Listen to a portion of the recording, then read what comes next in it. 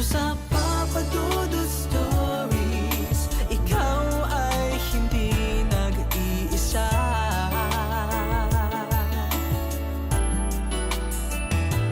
Dito sa Papa Dudut Stories, may nagmamahal sa'yo. Papa Dudut Stories, Papa Dudut Stories. Dear Papa Dudut, sa lahat po ng mga nakatutok ngayon, huwag kalimutan na mag-like, mag-share at mag-subscribe.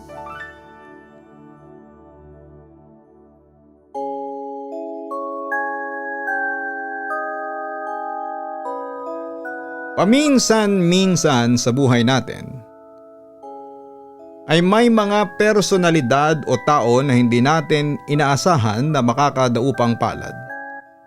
Kadalasan nakakapalagayan pa natin ng loob o hindi naman kaya ay naging malapit tayo sa mga ito. Dumarating pa nga rin sa punto na pinagkakatiwalaan natin ang mga ito. Pero paano kung ang taong inaakala natin na mapagkakatiwalaan ay siya rin palang magdadala sa atin sa bingit ng kapahamakan?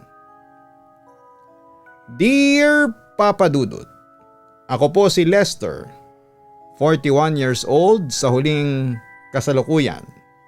May-ari po ako ng isang talyer at vulcanizing shop dito sa Bulacan. Madalas ko pong napapakinggan sa radyo ang inyong programa. Kahit pa nga mismong mga empleyado ko ay pinakikinggan din po kayo. At maging sa online. May mga pagkakataon pa nga na tutok kaming lahat sa programa ninyo sa tuwing walang customer at walang ginagawa. Hindi ko rin po lubos akalain na mapipili po ninyo ang istorya ko na basahin. Kung dati, mga buhay at karanasan ng ibang tao ang napapakinggan ko. Ngayon ay istorya ko naman. Sobrang saya ko rin po dahil doon at talaga namang nagpapasalamat. Ang istorya po na tinutukoy ko ay tungkol sa naging nakakatakot at nakakabiglang karanasan ko nung ako'y nakatira pa lamang sa Pampanga dahil sa nakilala kong isang tao. Nangyari yon mahigit 7 taon nang nakakalipas. Isa pa lamang akong empleyado sa isang factory noon sa lugar namin. Araw-araw tuwing break time at lunch break ay madalas akong bumibili ng paborito kong inumin na buko juice. Bukod kasi sa nakakapatid ito ng uhaw ay kailangan ko rin po ito dahil sa sakit kong UTI. Madalas kong binibilhan noon si Mang Ferdy. Masarap din ang timpla niya sa buko juice lalo't hindi niya ito nilalagyan ng maraming asukal. Maganda rin ang kalidad ng itinitinda niya kaya't gano'n na lamang kung magustuhan ko na bumili sa kanya. Wala ring araw noon na hindi siya nagagawi sa workplace namin. Umulan, umaraw, pati bumagyuman o tag-init ay consistent siyang nagtitinda ng buko. Ngunit hanggang dumating ang isang araw noon ay hindi ko na siya nakitang nagtitinda. Sa halip ay may ibang pumalit sa kanya na mas batang tindero ng buko na si Gary. Ang sabi ng ilan na nakakakilala sa kanya, kamag-anak daw siya ni Mang Ferdy. Sinabi rin mismo ni Gary sa amin na lumipat ng pwesto ang tiyuhin niya. Gumawi raw ito sa parke at doon nagtitinda. Hindi niya raw maintindihan kung bakit nakipagpalitan daw sa kanya ito gayong mas malakas ang kita niya sa pabrika gawa ng marami siyang suki mismo doon. Samantalang sa parke raw, kung hindi matumal, halos puro mga kabataan lang ang mga bumibili. Medyo nakapagtataka din daw minsan ang kinikilos ni Mang Ferdy dahil lagi raw itong balisa at nagwawala sa mismong bahay niya. Nagsimula raw yon noong namatay ang 2 niyang anak at iniwan naman siya ng asawa niya. Magmula raw noon halos gabi-gabi din daw na naglalasing si Mang Ferdy. Madalas din daw ay may mga nakakaaway ito na dati hindi naman niya gawain. Nawala rin daw ang pagiging masayahin nito sa tuwing naglalako ng paninda niyang buko. Nang dahil sa mga nalaman ko sa kwento ni Gary, naantig ako at naawa sa kalagayan ni Mang Ferdy. At ang isa pa raw na nakapagtataka. Kahit daw nasa parke siya o hindi naman kaya ay sa isang liblib na baryo nagpupunta. Hindi ko lubos maisip na magiging ganon ang sitwasyon ng buhay ni Mang Ferdy.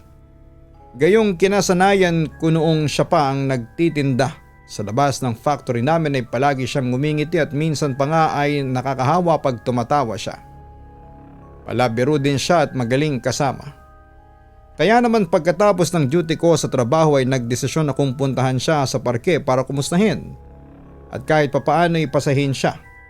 Dumiretso din muna ako noon sa isang convenience store na nadaanan ko para bumili din ng mga gamit na pwedeng magamit ni Mang Ferdy at ilang pagkain na makakain niya. Subalit nang papasok na sana ako sa loob, may isang batang lansangan ang lumapit sa akin para humingi ng kaunting barya para panlaman tiyan daw niya. Binigay ko rin naman ito sabay pumasok na ako ng store. Ngunit habang pumipili ako ng pagkain, bigla ko nakita si Mang Ferdy na parang may hinahabol na kung sino. Kaya naman dahil doon ay lumabas muli ako para sundan sana siya. Ngunit bigla na lamang siyang nawala na parang bula. Magkagayon man ay hinanap ko pa rin siya sa paligid hanggang sa makarating sa isang talahiban na hindi pamilyar sa akin. At sa hindi ko inaasahan ay nakarinig ako ng mga kaluskos malapit sa talahiban. Inakala ko nga rin si Mang Ferdy ang may gawa ng mga kaluskos. Ngunit noong pagkahawi ko sa talahib ay wala akong nakita ni isang nandoon. Pero kahit na ganoon ay patuloy ko pa rin na naririnig ang mga kaluskos na nakapagbibigay din sa akin ng matinding kilabot at takot. At nang dahil doon ay umalis na ako sa talahiban saka naglakad pabalik sa convenience store. Hindi ko na lamang pinansin ang mga kaluskos na narinig ko noong mga oras na yon. Pero nang malapit na sana ako sa convenience store, naramdaman kong may parang nakasunod sa likuran ko.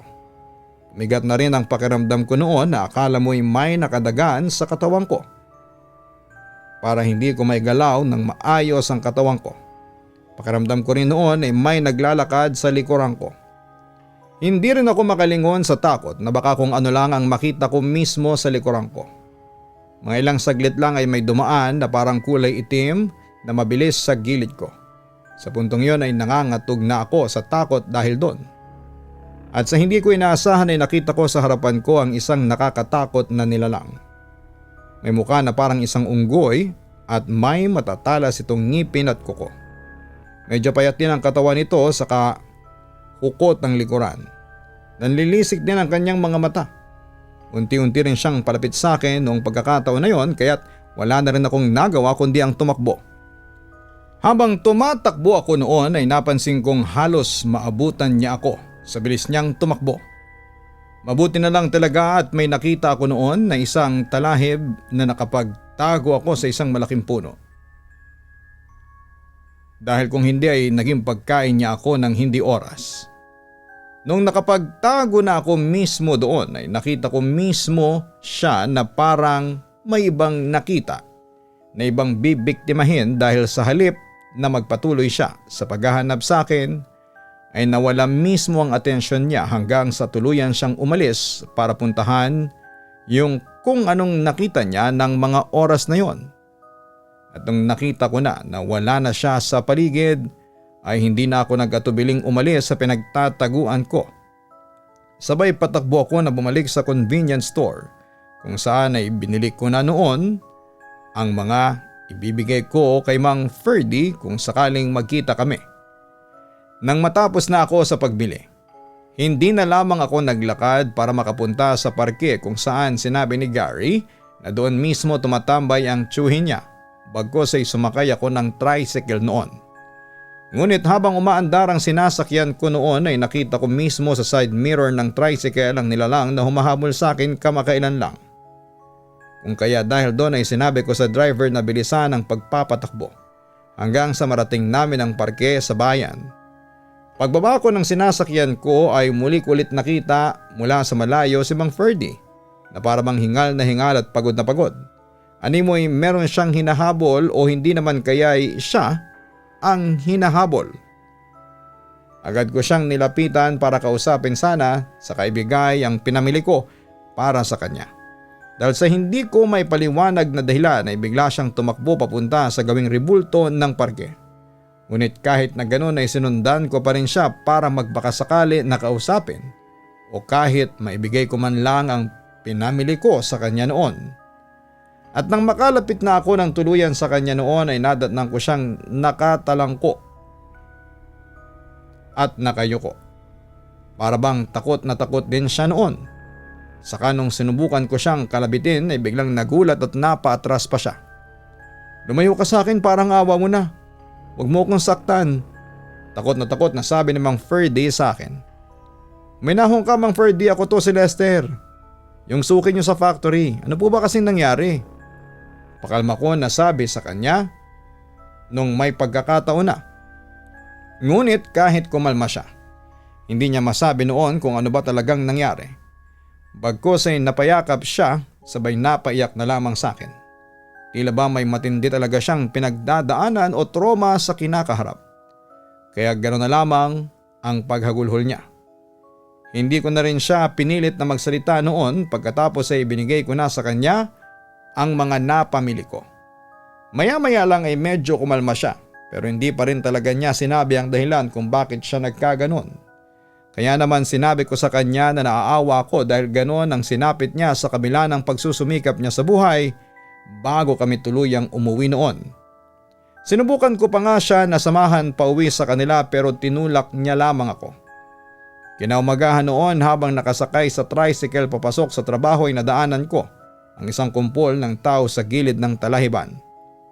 Doon ang lumo ako sa nakita ko dahil ang batang namamalimos sa akin nang kinagabihan ay tadtad ng sugat sa katawan at wakwak ang tiyan.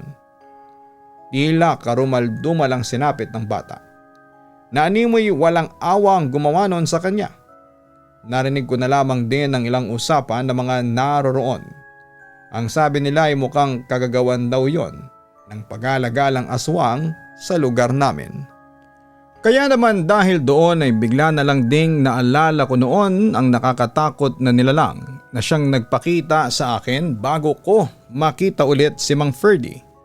Paglampas ko sa mga taong nagkakagulo, nakita ko naman si Gary na papunta na ng factory para magtinda ng buko juice at nang makarating ako sa aking pinapasukang trabaho, sinalubong ako ng isa sa mga katrabaho ko para sabihin sa akin ang nakabibiglang balita. Ang sabi niya, posibleng si Mang Ferdy ang aswang na pumatay sa bata. Siya rin daw ang responsable sa pagpatay ng kanyang sariling pamilya. Hindi ko alam kung dapat ko bang paniwalaan ang mga sinabi ng kasamahan ko noon pero wala siyang konkretong ebidensya at basihan tungkol sa sinasabi niya. Kung kaya't hindi ko siya pinansin noon saka dumiretso na lamang ako sa working station ko. Isa pa'y wala sa itsura ni Mang Ferdy ang gagawa ng ganong karumal-dumal na krimen. Bukod pa ron ay bakas na bakas sa itsura niya nung kinagabihang nagkita kami. Kaya naman malabo na siya ang tinutukoy nilang aswang.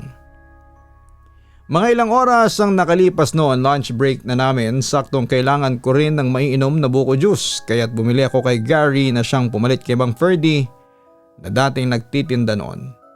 Ngunit noong iaabot ko na sana ang bayad sa kanya, kapansin-pansing tulala at wala sa sarili si Gary ng mga oras na yon. Saka isa pa'y nakita ko siyang nakatitig sa isang batang napadaan sa factory namin. Sobrang weird kasi halos lapitan niya ito. Tumigil lang siya noon nung sinabi kong may sukli pa ako. Ilang saglit lang ay bigla niya ring binanggit ang tungkol sa mga patayang nangyayari sa lugar namin na ang sangkot daw mismo rito ay si Mang Ferdy. Nagulat ako kasi imbis na ipagtanggol niya ang tiyuhin niya ay nagawa niya pa itong paratangan ng mali. Sinabi niya sa akin na nagsisisi raw siyang naging kamag-anak niya ang di umano'y aswang na si Mang Ferdy. Samantala nung una siya na gumawi at nakipagpalitan ng pwesto kay Ma'am Ferdy, awang-awa siya sa kalagayan nito. Tila parang nagiba na ang ihip ng hangin ng mga panahong yon. Sinabi pa sa akin ni Gary na kaya raw laging tumatambay ang tiyuhin niya sa parke ay para mag-abang ng bibiktimahin. Sa kakagaya ng sinabi ng kasamahan ko sa akin, sinabi niya na pinatay raw nito ang buong pamilya niya. Nasabi niya yon nang walang pag-aalinlangan at para bang may malaking galit siya sa tao. Pagkatapos ng ilang oras ng pagtatrabaho noon ay pauwi na sana ako nang biglang lumapit si Gary. At sobrang nawindang dahil parang niloloko niya lang ako dahil bigla niya na lamang ulit binawi ang mga paratang niya sa tiyuhin niya. Sobrang weird kasi at sinabi niyang hindi raw siya nakapagtinda dahil sa hindi niya raw may paliwanag na dahilan. May kumuha raw sa kariton niya pero ibinalik rin naman. Nang sandaling yon ay gulong-gulo na ang isipan at pagod pa ako sa work, saka halos stress pa. Kaya't hindi ko na rin talaga alam kung ano ang paniniwalaan ko. Kaya naman sumakay na ako noon sabay hindi ko na lamang siya pinansin. Pero nang makauwi na ako sa bahay namin ay nagulat na lamang ako dahil sinundan niya pala. Para lang daw sabihin na hindi ang tiyuhin niya ang sinasabing aswang. Narinig daw niya kasi mula sa mga tao sa pabrika na parang balak ng taong bayan na hanapin si Mang Ferdy at tugisin. Hindi raw siya makapaniwala dahil buhay ng tiyuhin niya ang nasa panganib, gayong wala naman daw itong kasalanan na ginawa. Kung maaari raw ay samahan ko siya na iligtas ang buhay ni Mang Ferdy. Hindi ko na talaga alam kung ano ba ang totoo na kailangan kong paniwalaan ng mga sandaling yon dahil tila ang gulo din ni Gary. Noong umaga lang ay halos kamuhian niya ang tiyuhin niya, tapos kinagabihan gusto niya pang iligtas ang buhay nito. Magkagayon pa man ay nakahalata rin ako kahit papaano noon na may parang hindi tama sa takbo ng pangyayari. Lalo nung sinabi ni Gary na nawala ang kariton niya pero binalik din naman. Meron nga talagang mali sa mga nangyayari. Kaya naman dahil doon ay nag-decide ako na samahan siya na iligtas ang kanyang tiyuhin. Nagmadali na rin kaming makapunta roon dahil baka hindi namin maabutang buhay si Mang Ferdy. Mabuti na lamang din at may motor na single si Gary noong pagkakataong yon at inangkas niya ako ron. Ngunit sa kalagitnaan ng aming pagmamadali ay isang hindi inaasahang aberya ang aming na-encounter noon. Pumutok yung gulong sa harapan ng motor ni Gary kaya't napahinto na lamang kami sa gilid ng daanan. Pero bukod sa aberya na naranasan namin noon ay may mas malala pa pala na hindi rin naman namin inaasahan. Nagpakita kasi ang sinasabing aswang mula sa malayo. Mapalad kami dahil hindi niya kami napansin at nakita. Nakapagtago rin kasi kami noon sa isang lumang kubo na nakatayo sa gilid ng kalsada. At nang dahil sa paglabas ng aswang ay bigla rin akong nalinawan saka napagtanto ko noon na wala talagang katotohanan na ang sinasabi ng mga tao noon tungkol kay Mang Ferdy. Lalong lalo na ang mga sinabi noong Gary ng umaga ay pawang kasinungalingan lang din. Dahil ang isang yon ay impostor at ang kasama ko noong kinagabihan ay ang tunay. Nasabi ko rin yon dahil sa mga kakaibang ikinikilos ng impostor sa umaga. Hindi rin kasi gagawin ng normal na tao at nasa katinuan ang ganong mga gawain. Bagamat alam ko na ang dapat kong paniwalaan ng mga oras na yon, hindi pa rin namin magawa ang sadya namin sa kadahilan ng nasiraan kami ng gulong. Ngunit kahit na ganoon ay gumawa pa rin kami ng paraan para makaalis doon. Nang makarating kami sa bahay ni Mang Ferdy ay muntik na kaming mahuli ng dating dahil susunugin na dapat siya ng mga tao. Mabuti na lang talaga at napigilan namin sila bago pa nila tuluyang masunog ang inosenteng pinagbintangan lang nila. Nilinaw din namin sa mga taong nandun na walang kasalanan si Mang Ferdy. Sinabi rin namin na hindi siya ang inaakala nilang aswang na pumapatay ng maraming tao. Sa una hindi nila ito kaagad pinaniwalaan hanggang nung nagsalita na si Gary, doon nila lubos na naunawaan ang mga takbo ng pangyayari. At hindi namin inaasahan na biglang nagpakita sa mga kumpul ng tao ang mismong aswang. Hanggang maya-maya lang ay bigla itong nagbagong anyo mula sa pagiging halimaw, naging malit na itim na pusa ito. Tumakbo siya palayo sa amin na para bang gusto niyang sundan niya kami. Kaya naman ang ginawa namin noon ay hinabol namin siya habang may dala-dalang sulo ang iba sa amin. Ngunit sa kasamaang palad kahit paanong gawin namin noon ay hindi namin siya naabutan. Bukod kasi sa malit na siya, sobrang liksi niya. Para kaming nanguhuli ng daga na sobrang likot. Sobrang daya niya kasi kayang-kaya niyang magpalit anyo at manggaya ng tao at hayop. Kahit si Gary ay kinopya niya na halos malinlang ang lahat. May isa din sa taong bayan ang lumapit sa akin noong sandaling nagpapahinga ko mula sa mahirap na habulan. Si Tatay Narning, isang dating albularyo. Ang sabi niya ay baka may maitulong daw siya sa amin para mahuli ang aswang na yon. Hanggang ibinigay niya sa akin ang isang pares ng porselas na suot niya. Ang sabi niya pa ay hindi raw siya sigurado kung gagana pa ang mga porselas na yon. Pero isa lang ang tiniyak niya sa akin. Binigyan daw ako nito ng pambihirang bilis at abilidad na baliin ang mga bagay. Gagana raw ito kung sakaling tumapat sa kabilugan ng buwan ang mismong paggamit nito. Maya-maya lang din ay lumapit sa akin si Mang Ferdy para magpasalamat sa ginawa kong pagtulong sa kanya. Kung hindi raw dahil sa akin baka sumunod na siya sa mag-iina niya. Habang buhay niya raw tatanawin ang utang na loob ang ginawa ko. Pagkatapos noon ay nilinaw at ikinuwento niya sa akin ang mapait na sinapit ng pamilya niya sa kamay ng aswang na yon. Sinabi niya rin na kayang magnakaw ng identity ang mismong aswang dahil nakita raw mismo ng dalawang mata niya kung paanong walang awang pinatay nito ang buong pamilya niya habang nagpapanggap raw na si Mang Ferdy ang mismong aswang. Napagkamalan daw talaga siya dahil nang kasalukuyang naghahasik ito ng lagim, gamit-gamit raw nito ang identity at anyo ni Mang Ferdy. Ang masaklap pangaraw nito, kaya ng aswang na magsalita na parang normal na tao.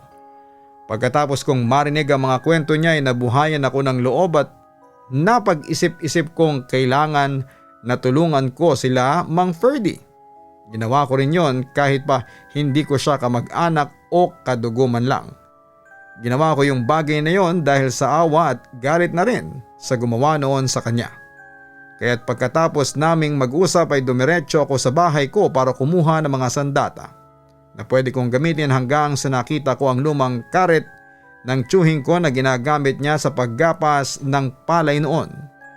Bukod sa may abilidad na binibigay ang porselas na suot ko, naisip ko na makakatulong din yon. Kinabukasan, hindi na muna ako pumasok sa trabaho ko para paghandaan ang pagtutuos namin ng aswang na yon. Sakto nga rin dahil sabi ng balita ay magkakaroon daw ng full moon ng mga araw na yon. Tamang-tama dahil base sa pagkakasabi ng dating albularyo sa akin.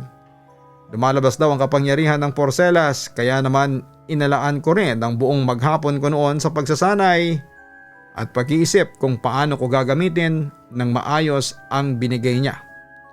Hanggang sa sumapit noon ang takdang oras, pumunta na ako sa lokasyon kung saan ko siya laging nakikita. Walang iba kundi ang daanan papunta sa parke kung saan ay lagi siyang naroroon. Pasado 7:00 na rin ang gabi noon, tiyempo rin na bilog ang buwan sa kalangitan. Buong tapang ko siyang hinintay sa tabing kalsada katabi ng mga talahib. Dala-dala ko noon ang isang malaking bag na may mga armas sa loob. Nakasuot na rin ang pares ng porselas sa magkabila kong kamay. Wala rin akong ibang kasama noon kundi ako lang. Maya-maya ay biglang lumakas ang ihip ng hangin, halos mapuwing na rin ako sa lakas noon. Animoy may dumaan na buhawi sa gawin na yon. Hanggang ilang saglit lang ay nagpakita noon ang halimaw na aswang. Bagamat hindi pa ako gaanong nakahanda noon, naramdaman ko na lang din na bigla na parang may kumukuryente sa katawan ko. Na nakakamangha dahil kahit nakukuryente ako ay hindi ako nasasaktan. At sa hindi ko inaasahang pagtingin ko sa porselas, umilaw ito at parang may dumadaloy din na kuryente.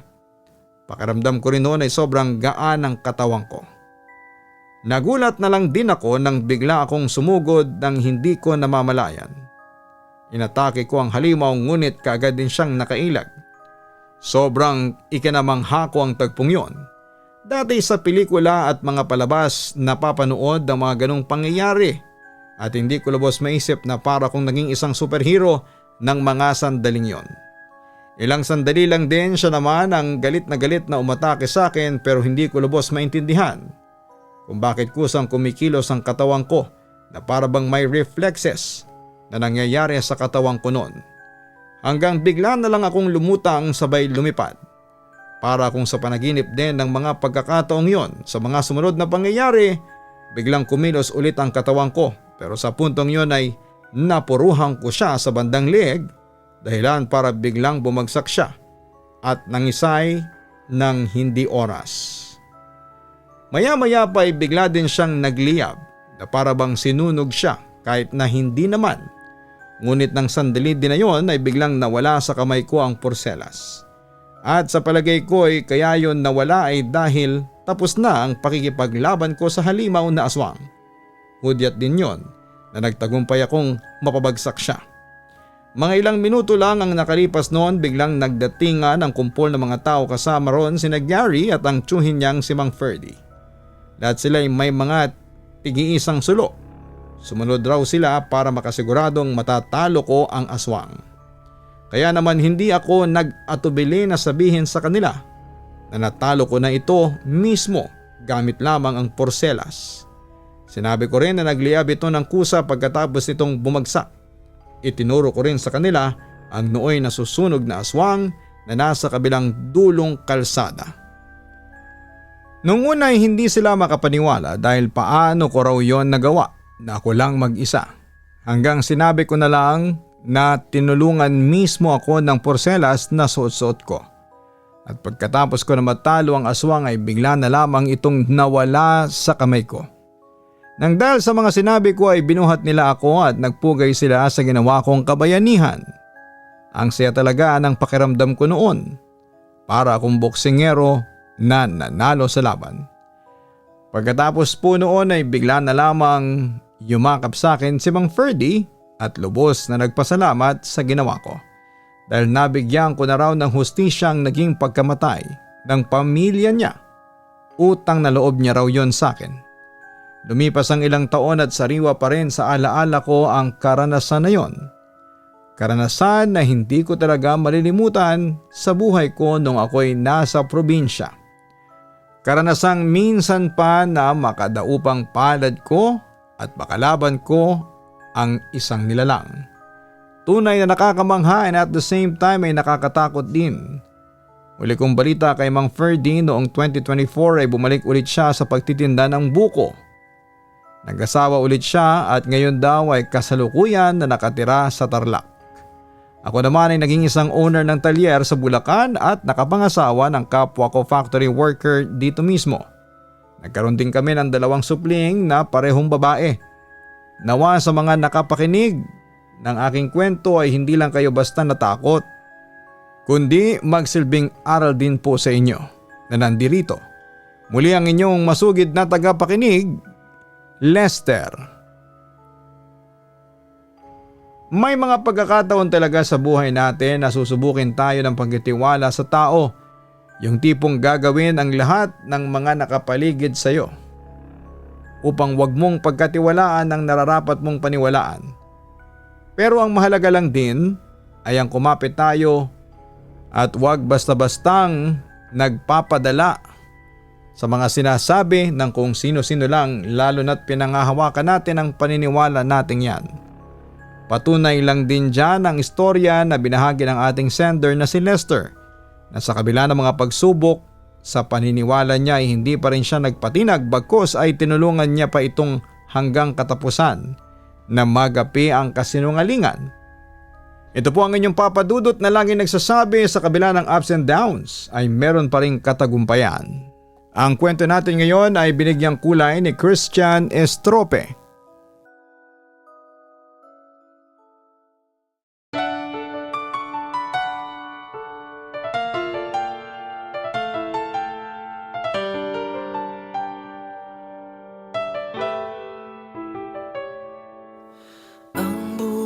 ay mahiwaga, laging may lungkot at saya. Sa Papa Dudut Stories, laging may karamay ka.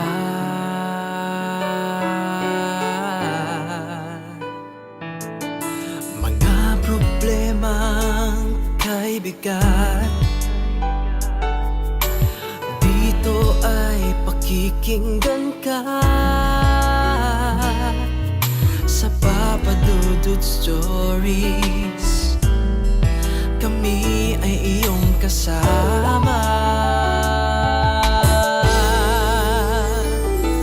Dito sa Papa Dudut Stories, ikaw ay hindi nag-iisa.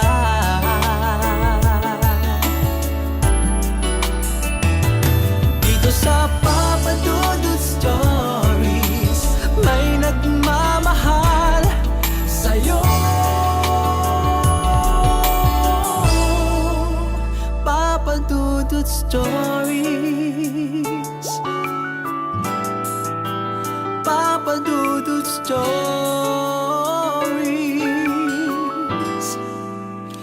Papa Dudut Stories.